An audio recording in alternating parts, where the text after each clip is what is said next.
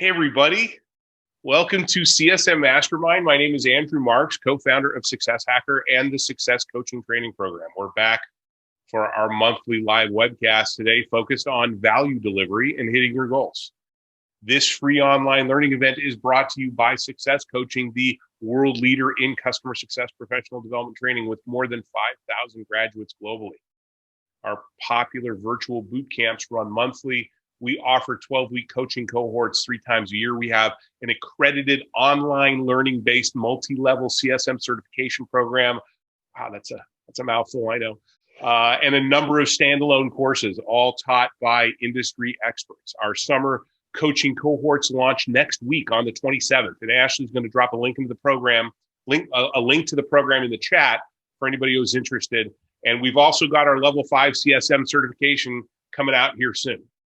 To kick off our new management track, a new boot camp, What Successful Managers Do, launches June 14th, runs the 14th through the 16th, 3 half-day sessions. Really excited about that as well.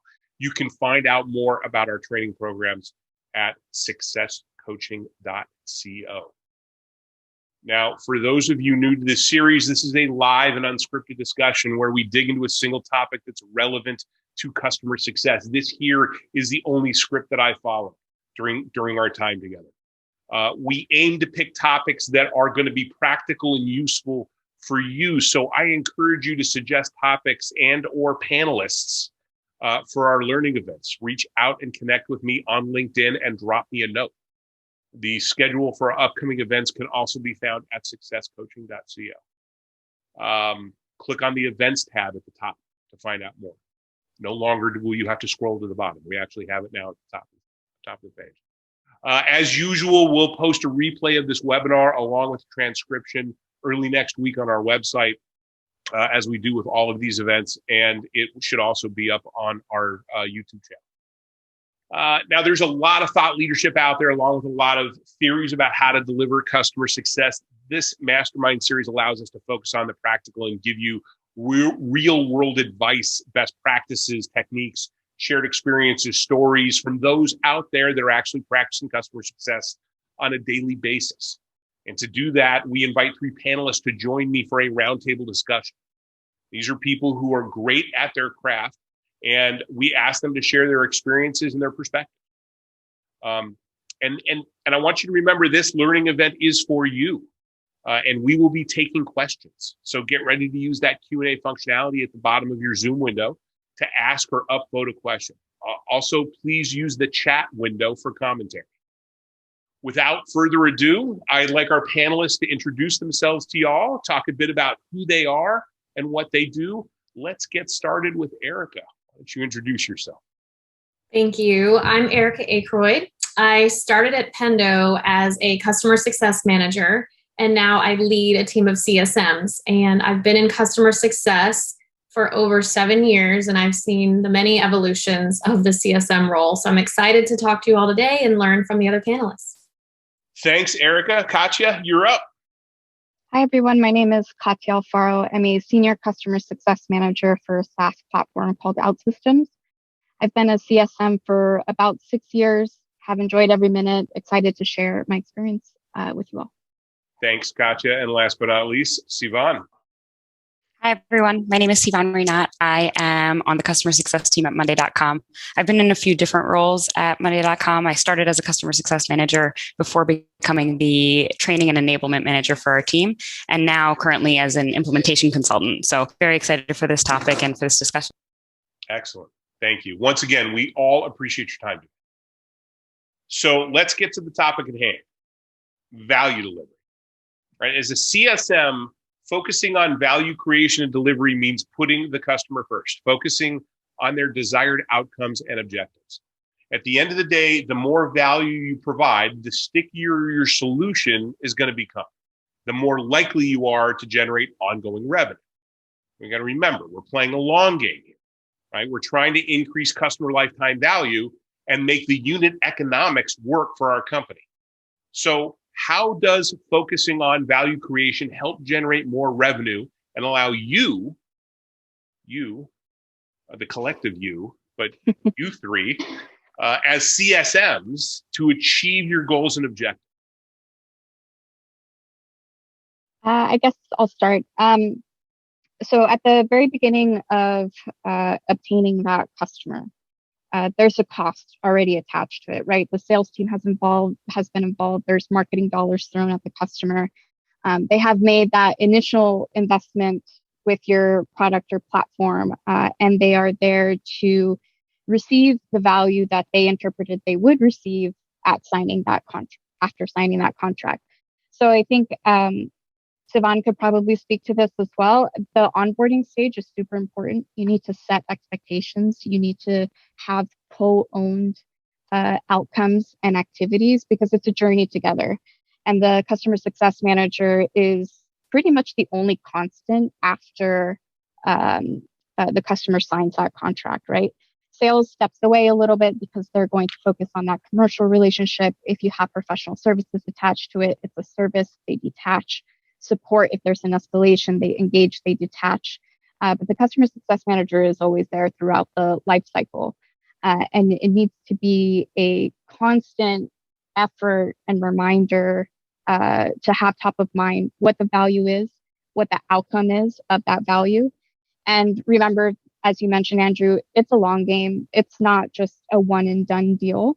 It can change over time throughout the lifetime of that customer journey.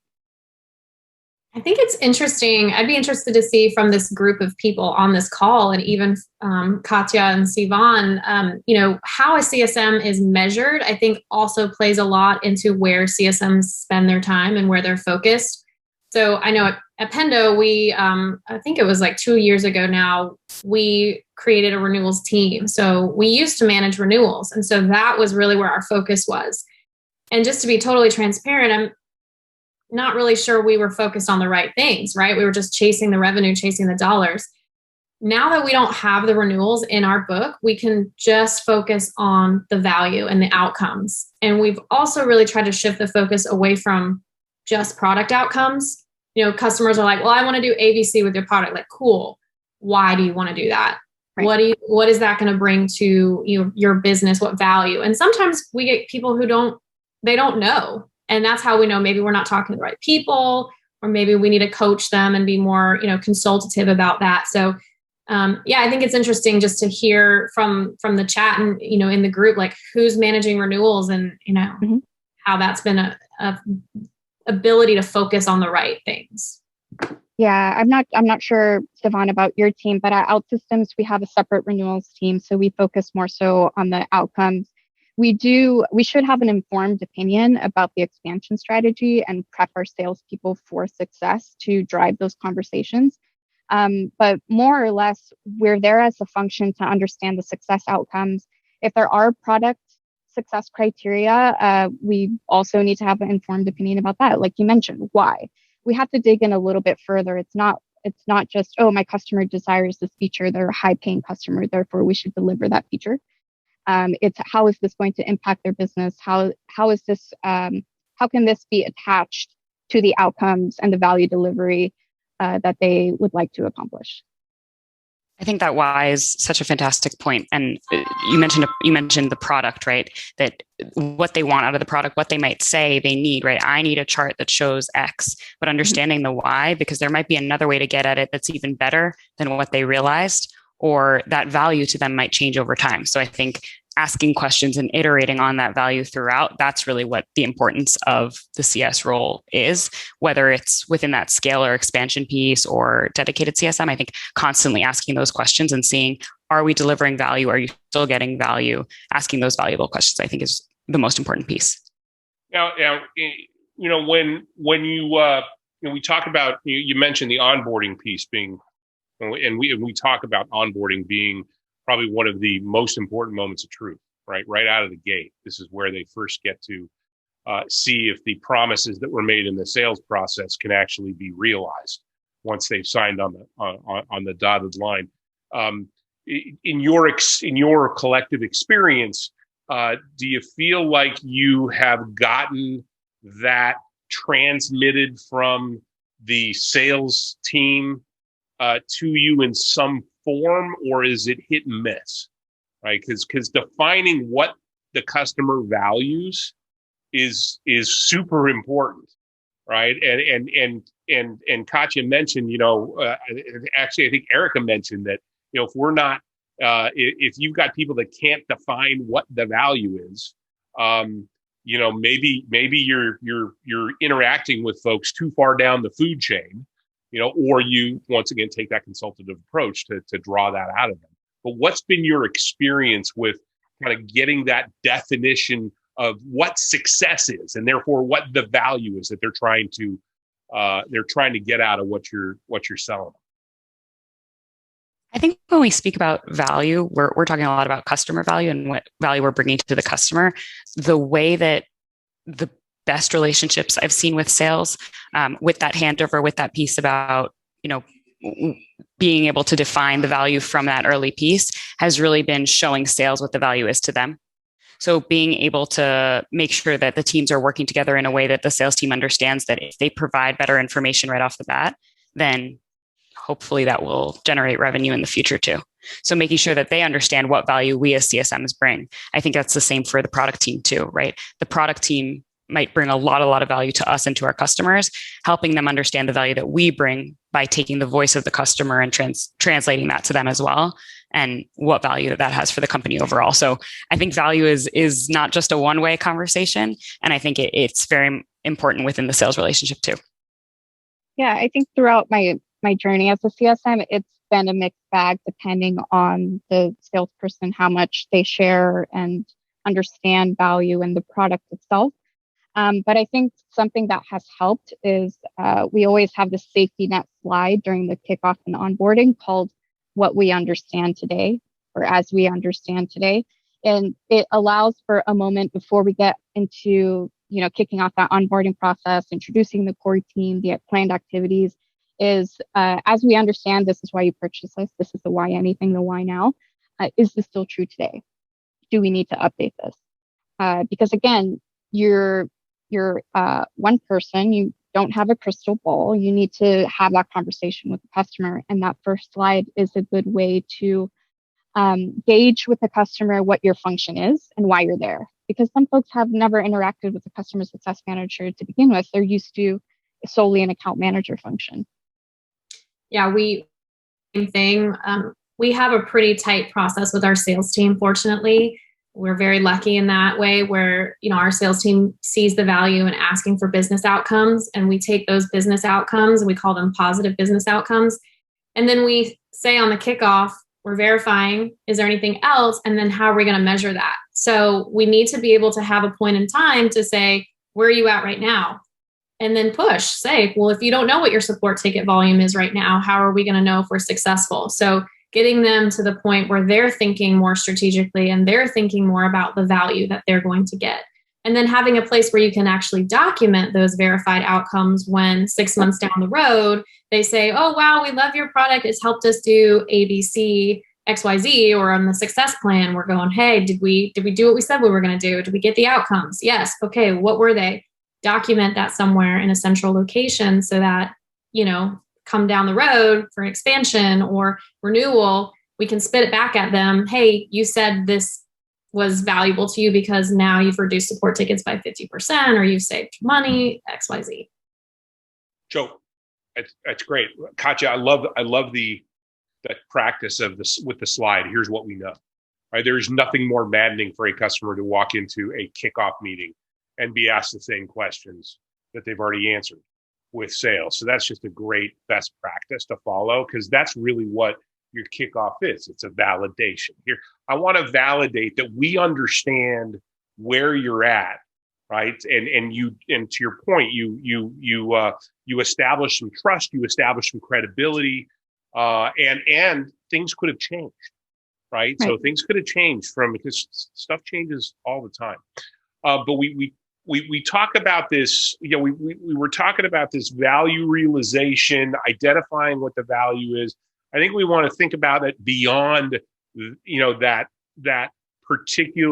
particular point in time and that particular value of the person that you're speaking with, and understand how people at different levels, the different stakeholders, what their value is, right? So you've got everything from the end user stakeholders, who may not have made the decision to purchase your solution, but they have, or they should have some value, some idea of value, the whole with them, right? The what's in it for me piece for them, right? And maybe we need to, maybe we need to help them understand what that is.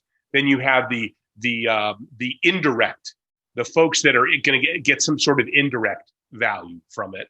But then there are the folks that don't necessarily have a direct path to value, but there's still people who, where it's important that they understand the value to the company, and the farther up we go in the organization, the more important it is that we are tying the value that you are providing to the company, the corporate objectives, right? It's not just about the value that people at whatever level you're dealing with are achieving. It's how does that feed into the overall company objective? And I think that's where things get a little complicated. Yeah, absolutely. I think having communication from the top down is important, especially if you want to get really sticky into an account and you have a platform or a product that can be adopted by several lines of business within that company. So everybody matters in that company, even your detractors or your passive people, to touch base and make sure that if you check in with them and they give you feedback, it's actionable and you don't fall through. Otherwise, that could just lead to more distrust. And at the end of the day, your customer needs to trust you in order to have the confidence to expand into different use cases or lines of business. But for the very large customers, if you have public customers, I guarantee, or I advise all CSMs to look at the public 10K reports or those board meeting slides, because you can get some really good golden nuggets for the corporate objectives. Maybe you're working with a senior manager or director that doesn't have direct tie-in to the C-level execs or the board level measurements of success, the promises to stakeholders, their stockholders. So that's a good way to get some insight from the C-level perspective. How are they being measured? What have they promised their shareholders? And as you work yourself down, it's really important that value means different things to different people. Like Andrew said, what's in it for me? How is this going to make my job easier? For example, we have a large customer where we were getting a lot of resistance from their infrastructure team because they maintain the platform in terms of performance and scalability. And they were very unhappy with a feature that we didn't have available, but wouldn't give us a lot of detail about why. So we had to have a very candid conversation, and they finally told us, listen, we have a headcount of 5 that's not growing, and the business plans to double this year. So we are stretched very thin. This feature would help us with that headcount obstacle, and would also allow me to sleep through the night, right? And that's the feedback that I champion to the product team, to R&D, to engineering. But every individual matters at your customer base, and value means different things to different people. It's our job to figure that out. Katya, I really like the word that you used, resistance. I think that we talked a lot about asking good questions, and I think that that's something that is so core to being a CSM. Recognizing resistance in many forms, I think, is a really big part of our roles too, and that could be resistance from a person who is frustrated by something else external to our product or solution or offering. And it could also be something specific to what we're offering. And it could be recognizing that there's resistance because of lack of buy-in from someone else or from that one person, or pressure from higher ups or otherwise. So being able to ask questions about that resistance. I love that you use that word. Why can't we just ignore those resistors? Why can't we just work around them? It's going to catch up to you at some point.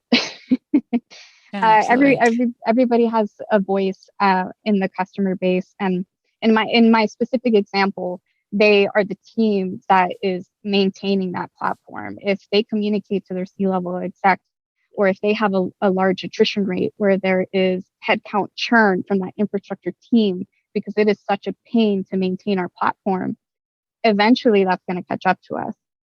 So it's our job as CSMs to figure out where are our blind spots. I guarantee you we have some. We're just one person, one to many into that specific customer. So we just have to do our best to interpret what value means to them deliver however we can, be consistent, spread yourself wide within that company org. Do not be single threaded. I know a lot of people might have fantastic relations at the C level, at their customer base, but if you're not able to speak to the actual users or have a touch point with them, that's a huge risk. Well, I think that and I agree with you 100%. I think what that elevates the importance of stakeholder mapping is what that does. You can't, besides the fact that having one or two folks is, that you're connected to in a company is just risky. The whole single point of failure concept. I think it's so important that you're, in order to deliver value, that you're mapping all your stakeholders, which is of course something that, is a lot more familiar to folks in sales or coming out of sales. Katya, I know you come out of sales. Erica, Erica and Sivan, are those things that you or your teams are doing on a regular basis, stakeholder mapping? Yeah, we definitely map out stakeholders, and we try to get as high up as possible. We do like quarterly portfolio reviews where we have targets for, who we want to reach out to, and be very strategic. And because our time is very valuable, CSM's time is very valuable, and we want to make sure that we're hitting the right people. And one thing I wanted to circle back on, I think that Katya said, was you might not be talking to the right person. And I think everyone has said that. But that's also something that comes up a lot when, a risk comes into play or a churn comes into play, and you kind of get to the root of the problem and you realize that you were talking to maybe more of the ground level, someone, that was responsible for doing the work, and there really was no exact relationship, or you weren't talking to the right people. And so just ensuring that you do have that stakeholder map and that you do have those relationships and that you are asking the right questions to say, where are we at? Are you seeing value? Why does this matter to your business is really important, because you can have someone say, yeah, we're happy, and then get hit with a surprise churn, because happy doesn't necessarily mean that they're getting value. Watermelon accounts, green on the outside, red on the inside. Yeah. Exactly. I think that's really nicely said. The question in this thing about what's the best way to show value. I mean, if you're talking to a C-level or an executive, it's revenue. It's mitigating risk, increasing revenue, lowering expense, and lowering costs. Yeah, that's it.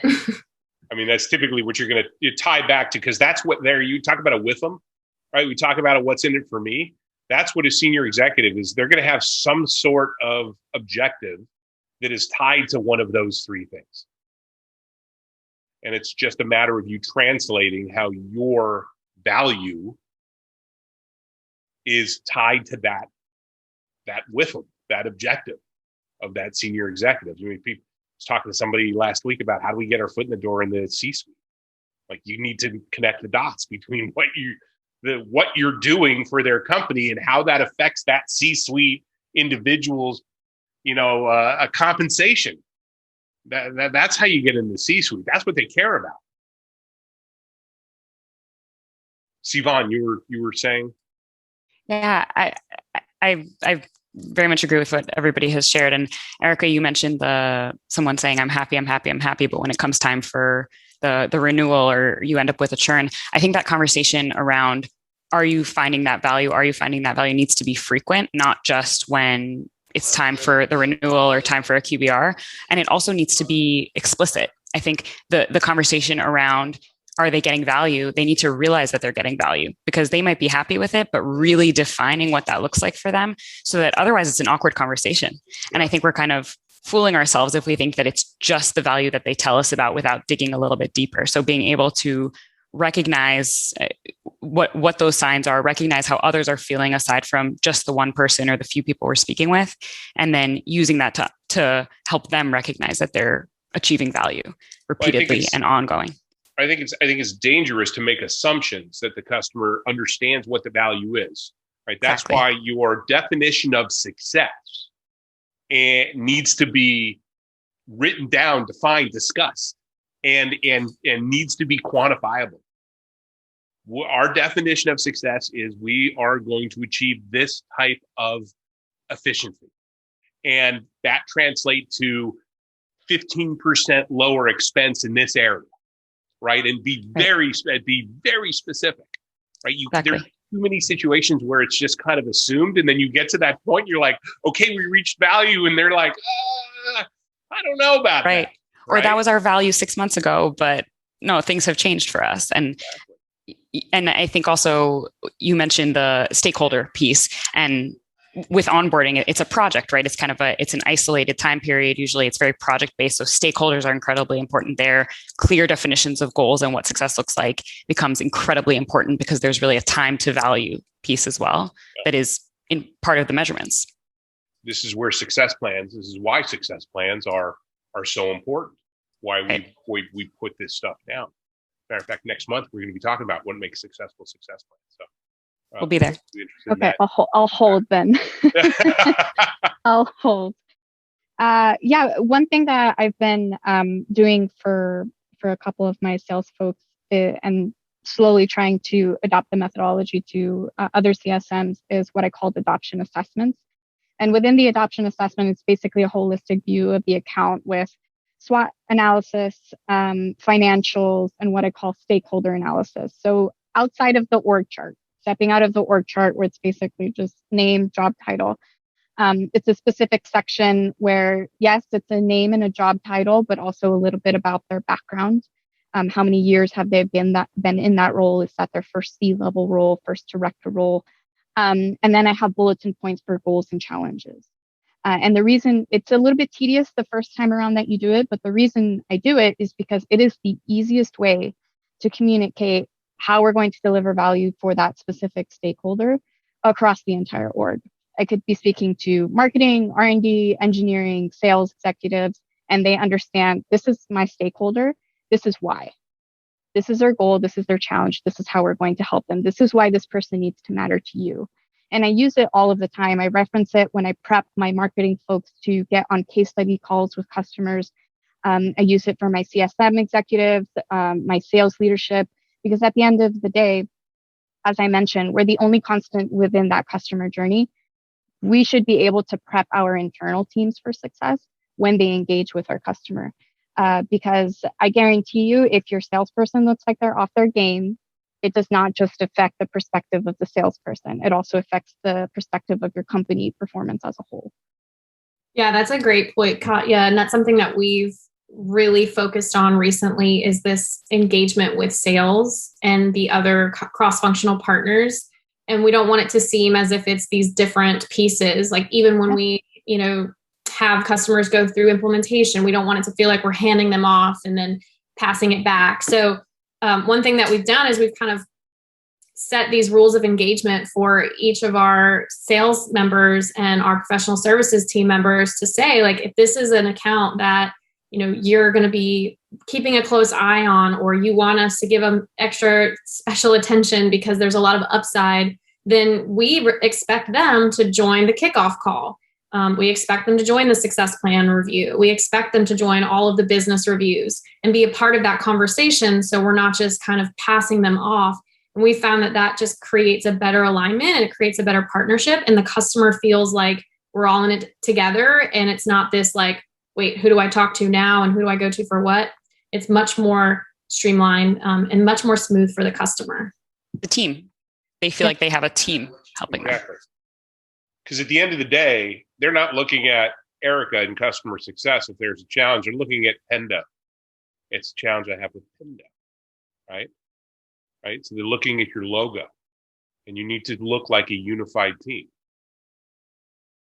I had an interesting scenario when we're on the topic of sales teams, where a client kind of tried to, I think, pin me and the salesperson against each other a bit. No, that's never happened. In a way that was actually very complimentary to me, which I always appreciate, but was very negative towards the salesperson in a way that I certainly didn't agree with. But I think that there was a level of understanding between the salesperson and myself, where that person had been so supportive of me throughout the process that when that time came around, we were able to figure out communication together. We were able to look at that resistance, which was exactly what it was. Katya, when you said the word resistance, this was the situation that I thought of, that there's something else going on under the surface, and tackle that together. And it took it from the customer kind of trying to separate us into Sivan versus this other person, and brought us back together to the Monday.com team that is working with this customer. So I think it starts from that handover, and even earlier in terms of the processes that the teams have in place and the infrastructure that the teams have in place, and then goes all the way through even to challenges like that. I hear stories all the time of CS teams and sales teams that are kind of at loggerheads, and I've experienced it myself. Right, but at the end of the day, we have to have a productive relationship with sales. Right, so it's what I found is helpful is and what we teach in our courses is helping people understand these folks, understand people in other organizations. And you know what, in customer success, we are the ones with a high EQ. We are the ones that are able to deploy empathy with our customers to understand their perspectives. We need to be doing the same things with the teams that we work with internally. Right? Deploy that empathy, understand their perspective, understand where they're coming from. That will make it that much easier for us to get along with these folks, to interact with them, to have a productive relationship. Yeah, absolutely. I mean, definitely when I have been asked to interview folks and give my opinion, I always try to shoot over questions of how they build relationships internally, because that's how you become a really successful CSM. If you sort of ostracize yourself and you're on your own island, lone wolf kind of mentality, and you try to be a CSM, sure, you can apply empathy to customers and gather all the information that you need. But if you don't have anybody rooting for you internally, it's very difficult for you to actually drive actionable outcomes, because we are supposed to be the glue, the connectors. We don't own the complete, execution. We need other team members to help us. Customer success is a team sport, right? Yep. It really is. Absolutely. I think I did have a question in the Q&A from Philip. I do have a template. It's very simple, bare bones. It's SWOT analysis, financials based off of 10K reports, and stakeholder analysis. So I can definitely share a redacted version with you, Philip, if you'd like. Excellent. Thanks. Actually, let's why don't we get to some questions? Thanks for that, Katya. Let's start with Brienne. Brienne, I hope I'm pronouncing that right, Brienne, or is it Brienne? Looks like Erica wants to jump in and answer this first. If you aren't measured by the renewal, how do you measure your CSMs? There were a couple questions in here about performance. And so the way we measure performance and basically what comp is we do measure off of retention. So basically, what did you have at the beginning? How much money did you have at the beginning of the quarter? How much money did you have at the end of the quarter? And we look at that as a portfolio retention. So we do, some spiffs on expansion. That is kind of a muscle that we want our CSMs to leverage. But we're really more just focused on the money you got and how much you have at the end of the quarter. We do have key performance indicators, though, things like the expansions. We call them customer success qualified leads. We pass them over to the sales team. We also look at the number of success plans and business reviews and other meaningful strategic engagements with our CSMs. And my team, we have 40 customers per CSM. And so, we're doing more of that high value engagements, more strategic. And I did see another question about prior to how do you manage that? So we can get to that later. But to answer this question, it's portfolio retention rate and other key performance indicators that basically say, okay, how are you retaining your customers through adoption, value, advocacy, which is all of the meaningful engagements that we just talked about. Excellent. Katya, Sivan, you got anything to add?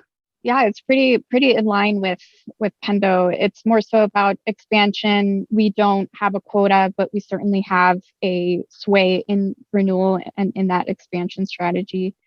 We're also looking into certain KPIs like utilization, which doesn't directly tie into customer value. So I think folks have different opinions about that.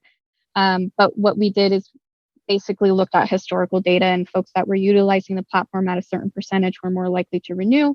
That isn't true across the board, but it's just sort of a metric that we use to help guide us in the right direction. So it's not an end all be all, but for the most part, it is expansion and retention. Yeah, similarly, it's interesting that you use the word utilization. And I think capacity also goes into it. We have a health score that takes into account several of the things that you've all mentioned. So activity, level of engagement, level of number of active users out of all of the members, number of members out of the total number of seats, right? So those percentages, level of activity and engagement. And then there are a few kind of, I guess, softer measurements that are more challenging to quantify, but specifically for implementation, we also use a CSAT score, a customer satisfaction score, at the end of every project. How soon after the end of the project do you, so as part of the project wrap up, you're doing that customer sat score? The customer satisfaction score, yes. The health score, usually 30 days after the close of the project. Got it. And is that kind of an NPS type of a yes or no, or is it a set of questions? It's a set of questions. Yeah, it's a set of questions with a 1 to 5, as well as a more free-form response. And we know what can happen with measurements like that and with surveys like that, right? Typically the people who respond are either really happy or really unhappy, and it's kind of the extremes. So percentage-wise, it doesn't make it necessarily the most valid or reliable, but in terms of the improvement that you can get for the team, I think it can be extremely reliable. And in terms of encouragement too, when the positive comes around and the team is able to be encouraged by that positivity and by particular notes that customers shared, I think it is really important and can speak to the value that a person is bringing that maybe can't always be measured by a number. For the people that respond, how often do you get? I mean, what's your percentage of actually getting some notes, some sort of written feedback? Yeah. It's a good question. I don't know a number offhand. I know that typically, in terms of overall response, somewhere between usually 25 and 30%. In terms of the number of even projects that close, which some people have higher and some people have lower. And so that's about the team average. Yeah. In terms of written notes, I don't know a number offhand on that. It would be interesting to see, because I think that the people who engage with it more, there could be a reason for that. Right. Underlying in a way that is very difficult to measure in terms of activity. There are a lot of outside factors that impact activity or renewal. Right. So it would be interesting to see. Course. Cool. Thank you. And thank you for the question. Who was that question? That was Brianne. Next question comes from Naomi. God, just not getting it today. All right. Let's see. Asking the right questions are vital. What has been the most influential base questions you ask as you consult with your customers to find value? I think the simplest baseline one is why. So they might have a goal. So they might, and I'll use my case as an example. They might say, it'll be valuable to us, or OutSystems adoption will be successful if we build and ship out 6 applications by the end of the year. Well, how did you get to 6? Out of those 6, which ones are mission critical? Which ones are nice to have? What's the prioritization? Do you have the staff to do so? Do you need enablement? You start with the why, and then you kind of just start peeling the onion, and that can apply to everything, right? It's sort of like when somebody's upset with you and you don't understand why, you just keep asking why to sort of get to the core issue. 5 whys techniques. Yeah. Yeah. So it's why, it's how, it's when, and then when they tell you when, ask why. Again, to sort of just keep the conversation going. But it depends product from product, but just start with why. The open-ended questions, right, Erica? You know that. What about you, Erica? What's been the most influential base question that you used? I like to ask, how is this going to get you promoted? Or what will this mean to your boss? And how does your boss get measured? Because at the end of the day, even if you're talking to, we say the ground level folks, they are reporting to someone and they are reporting to someone. So just making it more, again, what's in it for me is making you look good to your boss is going to make your boss look good to their boss. So just how do you get promoted from this? How are you measured? So we're talking a lot about how we're measured as customer success managers. Understanding how they're measured in their day-to-day is really going to help you be able to tie that value and tie that delivery. Yeah, I was going to say the same thing. That's probably been one of the more impactful questions that I've asked is what are you measured on? And how does what we're talking about affect what you're trying to achieve with your objective? Sivan, you got something? Yeah. I'm going to contradict myself a little bit with what I said earlier about being very, very specific. I like to start really, really general for a particular reason, which is a question like, what does success look like for you on this solution? So what does success look like for you on Monday.com? People love talking about themselves. And sometimes they're going in a direction that isn't maybe focused to where we need it, but understanding where they start with that very, very general question, what does success look like for you? I think really frames the questions. And exactly like Katya and Erica were saying, what those questions are always centers around that why. But starting with just what does success look like for you and seeing what comes to mind for them, seeing if they have an answer to that. Because if they don't have an answer to that, then defining that value with them can become part of the relationship and part of the role or part of the value that we're bringing. Starting there and then going into which ones are highest priority and who needs to be involved in order to make it happen. So is it just the people who are in this room, in this kickoff, in this meeting, or are there others who need to be involved and how does it impact them? Those are the main ones, which I think ties back to the what, the why, the who. I think that also ties into, I think it's Matthew's question around working your way up in the org. I think it's a little awkward. I know some of my team members have said, well, how do I get around this person? They're not letting me talk to the director or the VP. And, my response to that is, that's strange, right? Like we need to understand why they don't want you to get to that level, but also the way that we ask, like, who other than you? And sometimes people feel like, oh, you're trying to go around me and I'm responsible for this. So framing it in you're very important to this. How can we show your leadership, your manager, what the amazing things that you've been doing? Again, like tying it back to this person. So including them in the conversations with their executive leadership or just, their direct manager is a great way to kind of get around and go up to the higher up folks. You're playing the ego card, right? And you're focusing on their success. And if you make their star rise, your star is going to rise as well. Which we really are. Yeah, very much. I think we truly are. I think when they're the only advocate internally for the solution, that's a really hard place to be. So turning that into a partnership where our relationship is some of the value that they're getting is having an advocate, a person who's there with them as part of their team. Doesn't always work. They still might kind of feel like they want to own it, or they don't want to bother the higher ups, or they don't want the judgment from higher ups or any other concern that they might have. But I think being on their team, working together with them on it is a way to frame it, and ego-based too. Yeah. And you can always ask them and say, what would it take for us to be able to speak to your VPC level execs? What's interesting to them? How are you measured? How can I make them aware of this rockstar team that I am working with? Because if you have somebody who's giving you a hard time about moving up in the company, then that's not really a champion or a coach or an advocate. That's just a contact at a company. And I think I'm not saying it's easy by any means. There's different personalities out there, but it should be our best effort and prerogative to build those relationships so we can move up into the higher level execs. And then once we get there, also still stay in touch with the folks that work for those high level execs. Well, once again, that's why it's so important to have that stakeholder mapping done and coming up with an influence plan. Here's how I'm gonna either gain the influence or leverage the influence that I have.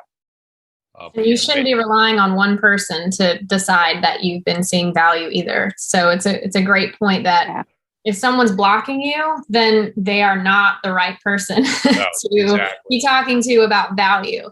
So you got to you got to get to somebody else. There's, that influence, and you should not be single threaded. And that's a red flag that should go up early, right? That's not something you wait on, right? That's something you need to establish and constantly be checking on as you're going through, especially the early stages of the customer journey. Yeah, so I was going to mention that should be an indicator that you need to widen your relationship in the customer base. It's by no means an indicator that of your job performance. It's just an indicator of what you need, of your action plan and what you need to do next. So put together a plan, put together qualified leads or folks that you need to be speaking with, work with your salesperson to also try to get wider into the account. Because again, it's not a one person team. Get other folks involved if you're stuck in an account as well. It's a team sport. Mm-hmm. I'd love to also hear a little bit from the group ways to do this efficiently, because I think that a lot of what my team talks about is you can bring value with enough time. Anyone can bring value. Anyone can see the value, right? We can spend hours and hours and hours and someone can find the value, but it's a huge challenge to do so efficiently and in a way that's scalable. So would love to hear how everybody manages that within their teams. Yeah, well, so for me, I say I'm fortunate enough because I have a book of business that's only 15 high touch customers. It's a very high ARR level, but again, it's only 15 customers. I know there's folks out there, watching over 40, 50 or more so accounts. For myself, at least, how I do it efficiently is every objective, outcome, meeting, touch point, the CSM owns that moment. And everything needs to be a value-driven activity. It's not just an activity to check in, right? Check-ins are the most useless thing in the world. If it's just, hey, how's the weather where you're at? Are you happy with the platform? Well, the QBR is in 3 months, so I guess we'll talk on a weekly basis until then, and nothing is driven towards that QBR or that EBR. So I encourage CSMs to have valuable conversations, and that means different things to different customers. But what are you doing that is widening adoption of the platform? You have to test your champions every single touch point. Are they giving you any type of intel? Are they stonewalling you? Is there a shift in leadership, in initiatives, that sort of thing? So you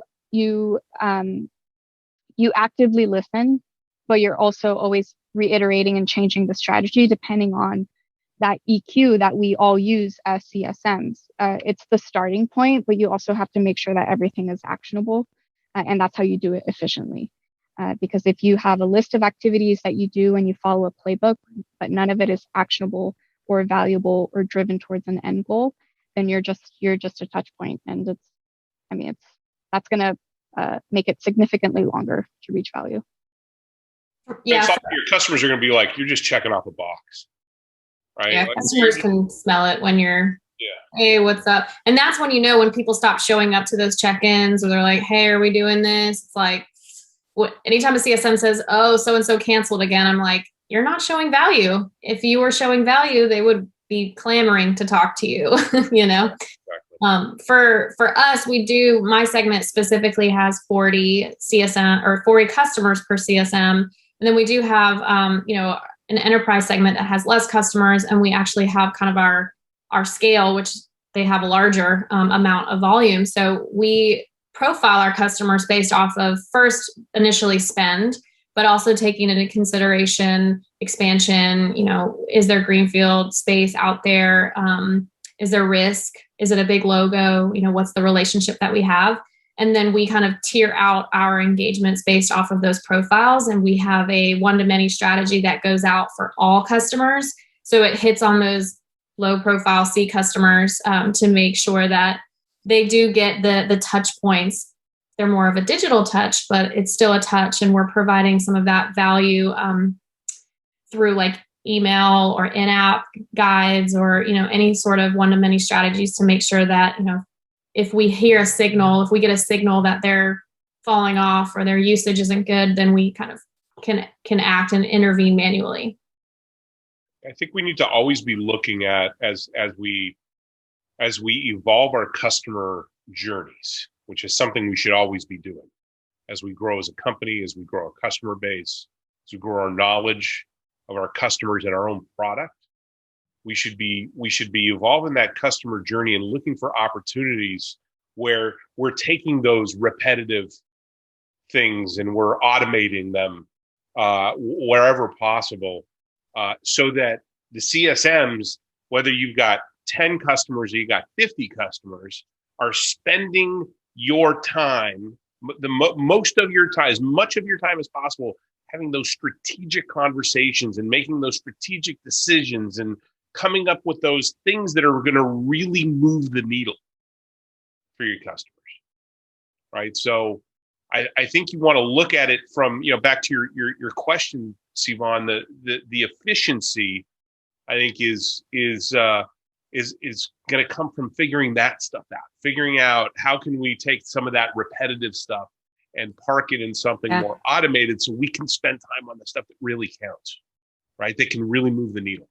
Absolutely. Whether it's in templates and macros, whether it's in self-service products or help center or knowledge base or marketing program that's doing a campaign, whatever it is. Exactly. Yeah. Our knowledge base team is absolutely fantastic. And they recently have been collaborating with some of our high touch teams more so to say, we have the basics down, right? We know that you can send an article or a video on how a feature works or some of the basics, but what do these high touch customers need? What are you spending a lot of time explaining that we can help cut down on, that we can create a guide for, that you're able to provide? Maybe a CSM is still the one providing it and handing them the value, but it takes me a minute to send it over, right? Because it's a collaborative effort across the entire client-facing space. Well, then I think you need to take that a step. I love that. I think that's great. Your knowledge-based team, your training, your education team, your enablement team should always be looking for, hey, what are the top 10 questions that are coming into support, right? So what are we not doing? What are we not doing well enough educating? But then you got to take it a step further and say, okay, how can we get them to kind of help themselves as well? Right. So once again, I'm not pulled into answering a bunch of questions that we already have, wikis on, and I'm still, once again, focused on having these more strategic discussions. Yeah. I got another question here from 14087. Let's see. How do we pronounce that one well? Yeah. Oh God. Yeah. It's 14087 comes here all the time and asks questions. How do we get the data from customers as to what success means to them to measure before and after product adoption? I think what that basically is, net. It's you got to have a quantifiable outcome, right? And how you get there, the whys, right? It's asking the what's the reason behind why you place value in this, and then how do we now connect that to something quantifiable? Anybody else have anything to add to that? I'm not sure if I'm exactly answering the question that 14087 has shared. I think it is a great question, and it's important to have those definitive metrics. I think it's also important to understand how they've been doing it previously up until now. So getting an understanding of how has this been working up until you've come to this solution can frame what's realistic as far as success. Because if you've been doing nothing and now you want the world, when and how are we going to be able to achieve that? So Katya, you mentioned the number 6, right?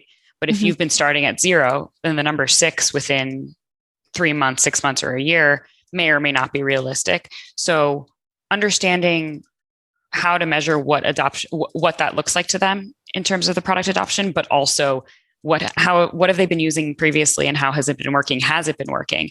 Can frame is it realistic in terms of what they want to achieve?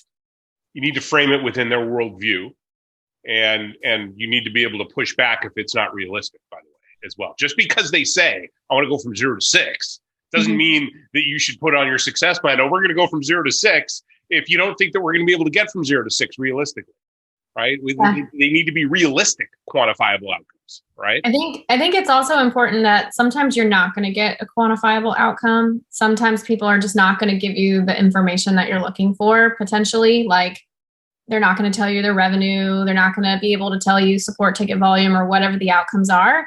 There is a thing of just kind of like that soft ROI, which is a little harder to measure, obviously, but it's something. So if you're hitting a wall with customers where they're just not able to give you that information, then you can speak to more of the, how has this changed the way you're doing business? How has this decreased the risk within your internal teams?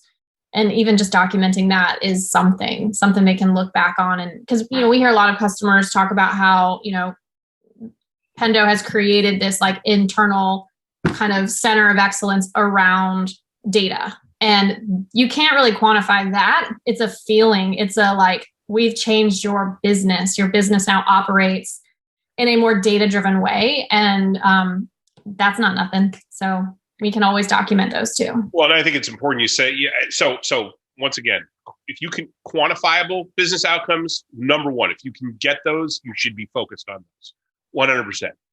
But at a minimum, to your point, have those soft outcomes. I think the key though is also verbalizing that, writing that down, documenting that, right? Even if it's, hey, we're gonna have this creation of a center of excellence, and the attitude is going to be, we need to go there every time we need to ask about, customer data, customer journeys, whatever it is, that you actually documented that you've not just internal. It's not just something that was unspoken, right? And there's agreement. And that's how you get to the revenue piece. When we talk about comparing value focus to revenue focus, when you have verifiable outcomes that you've documented, I think that's how you tie the two together. Exactly. And then or at least it sets you off on the path of figuring that out. How do I connect this, right? Yeah, you've earned the right to now ask for more money. Yeah. So the focusing on the value will lead to those better outcomes for you as well as the customer. Erica, it really resonates what you said about that's not nothing, right? The change in the culture or in their approach, that's huge. And I think that that's very hard to measure. And so sometimes it's kind of, I don't want to say fudging it, but sometimes it is coming up with something to tie that to. And that can be dangerous almost, right? For example, let's say with Monday.com, I would never want to say, well, how about a minimum of 6 boards that you've created but in the next month, because that's not necessarily success either. But having something that they can look to, that they can feel proud of and that they can feel ownership of, and a goal to go towards, that overall can bring us to that softer success, I think is really important. Because I think what you said about it's not always something measurable and tangible, but it can be incredibly successful. Yeah, if you got a platform that does project management software, maybe right out of the gate, it's how many projects are created, right? That shows some adoption.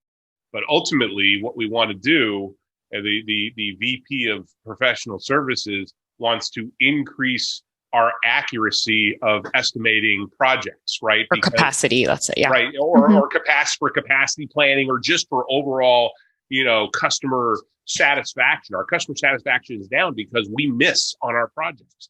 Well, the more people that start using this project management software, start using the methodology that we've programmed into it, will lead to that, right? But right out of the gate, it may just be, hey, I just need people to start using something consistently.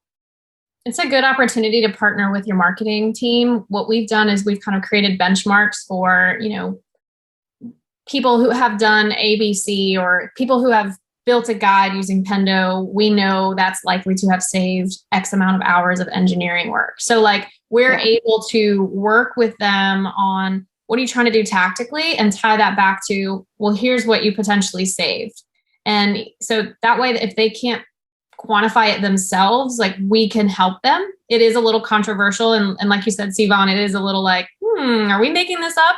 But customers really resonate with it because sometimes they just don't even know. So there's something that your product does that ties back to ROI and value, and your product team or your product and your marketing team probably know about it.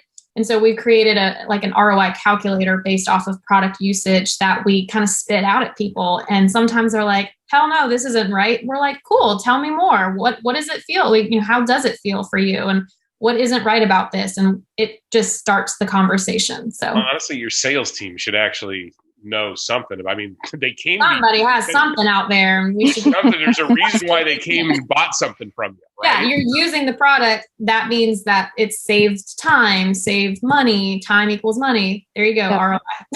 Maybe just at the surface level, but it's a place to start. Yep. Right. And the better. Sorry. Go ahead.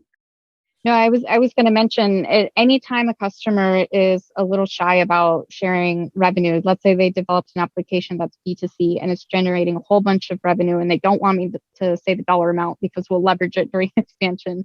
I default to time, resources, operational efficiency, save on headcount if I have to, but just try different areas of ROI that doesn't have a dollar in front of it.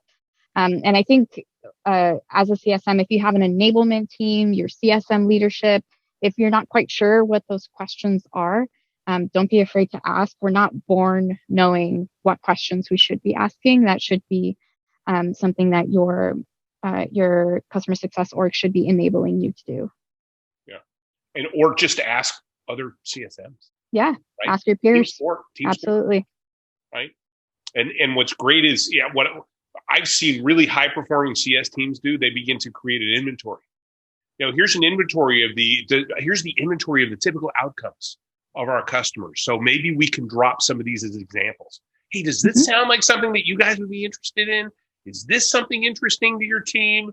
And so if you have, especially when you have customers that have a hard time defining what value is, right? Just tossing those things out, just to give them something to think about. So JT asks, we're discussing CSM performance metrics around outcomes identified compared to outcomes achieved, and customer personas identified compared to customer personas sharing, planning their desired outcomes. Thoughts on how this helps plan, track, and manage value? I think this goes back to the customer verified outcomes that we were talking about earlier and having a place to document it. And that's part of a key performance indicator is how many of your customers have documented verifiable outcomes. Also, how many customers are references? How many customers have documented customer stories that are public on your website? That's a great, or G2 crowd reviews or Capterra or whatever. So I think having that, I think then does help you tie it back to value, because like Andrew said, it's not just spoken into the abyss, right? You've written it down, you've made it a thing. This is the value that you've gotten. These are the verified outcomes, and then going a step further and then asking them, would you like to share your story? Would you like to tell other customers about what you've done? And kind of solidifying them as this like expert. And that just makes them feel valued and that they've gotten value. Or would you like to tell your story to this other division within your own company? Right? Maybe we're not going to elevate you out there in the public network, but how would you like to look like the smartest person in your company for bringing us in, right? And tout that. That was a strategy I used to use all the time, especially with larger enterprise customers, where we would say, hey, we want to do a lunch and learn with this other division that's interested in our technology. Would you be interested in actually doing a demo of what we built for you? And, people would jump at that. Yeah. Get some exposure to other teams. It's going to look good for me. If you're playing the ego card, it's going to look good to my boss. Right. And then you have that same beautiful thing of customers selling for you, except they're just doing it internally, right? Creating those warm leads. Katya, you asked you want to weigh in on this one? I was going to say, I think Dominic had a related question of sometimes the definition of success is not quantifiable or is very general. Specifically, there's an example of the software where it would most often be, we just want to write technical documentation with your tool. We want to write X number of guides in this quarter. Then it's not only general, but you might not have no influence over it. And that's tough, right? When a customer's definition of success is something that you don't feel that you can actually deliver or that you have control over. And I think it's a conversation. It's not a question answered done. So if it isn't something that you have control over, that's okay. It's okay to push back on the customer. And it's okay if they have a more general definition of success, but setting those expectations as to what you have control over and what you don't, and who on their end needs to be involved, I think is the most important part of that initial conversation and the ongoing conversation. Well, when you say we just want to write technical documentation with your tool, well, okay, how much technical documentation? I mean, why are you buying? That's quantifiable. Why are you buying our tool then? Why can't you just do it with Word? Right? What is it about your tool that makes writing technical documentation easier, more efficient? I mean, then you're talking. Now you're starting when you start having those. You start asking those questions of yourself as well as those customers. Then what starts bubbling up is, we have all of this content, or we have all this new product coming down the pipe, and we need to generate X number of technical documents within Y amount of time. Now you've got some quantifiable success.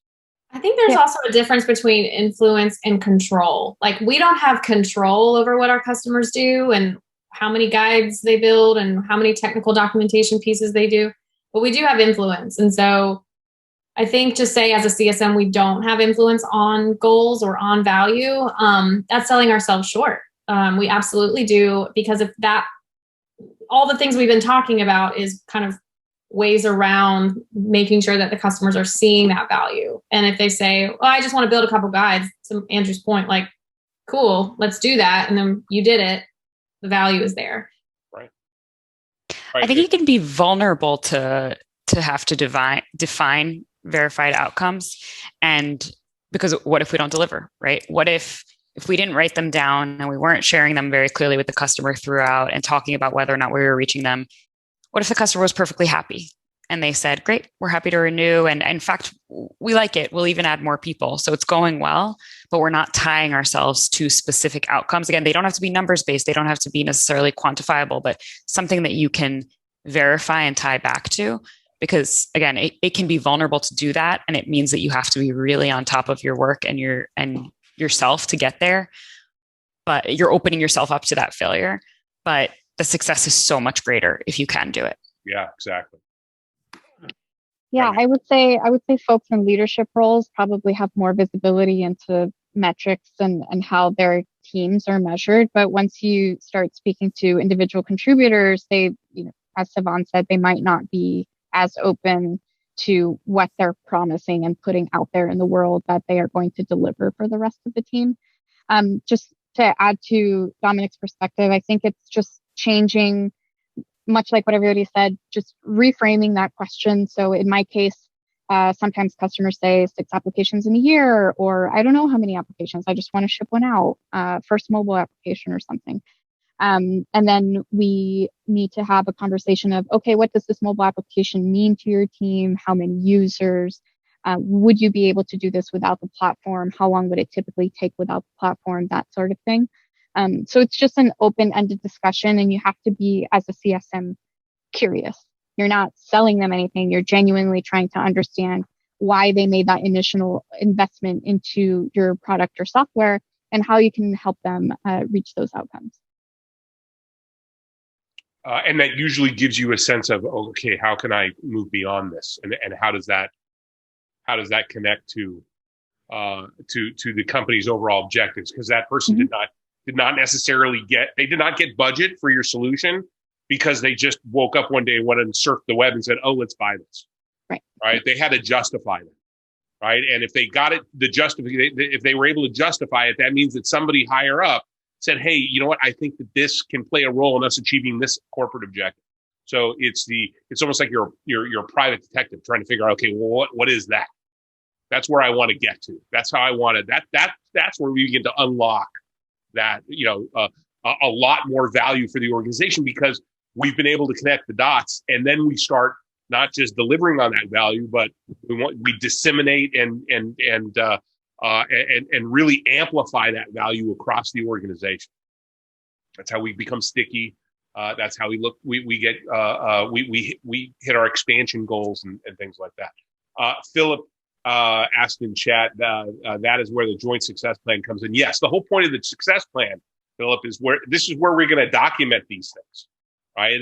This is how we've defined success. This is how we define the value that you're looking to achieve right now or for this next period, and how we're going to get there, which is the plan, and then quantify it. Or to your point, Sivan, is it verify, right? There's got to be something verified, right? Whether it's an actual quantity or it's just something that we want to get to. There's got to be something that we want to achieve. Quantifiable, verifiable, whatever it is, but that's where we document it. Let's see. We've only got a couple of more minutes here. So, how do you judge the amount of contact the value of your product justifies for a client? Weekly, monthly, quarterly, etc. Comes from Andy. I think that's a very much it depends type of answer. Any of you have a secret formula for that? No, I think every company is a little bit different. I've worked with up to 30 customers in the past, all the way to 5 to 2. It really depends on a couple of things. Most people structure it based off of ARR or growth potential. And really, it's up to the customer how much time they require. So, for example, a more strategic customer will probably require a lot more touch points, a lot more strategic conversation, which is why they're in the strategic bucket, versus a customer who has only purchased maybe seats for 5 members of their team. They haven't reached that ARR to have a CSM attached to it, but there's a lot of potential.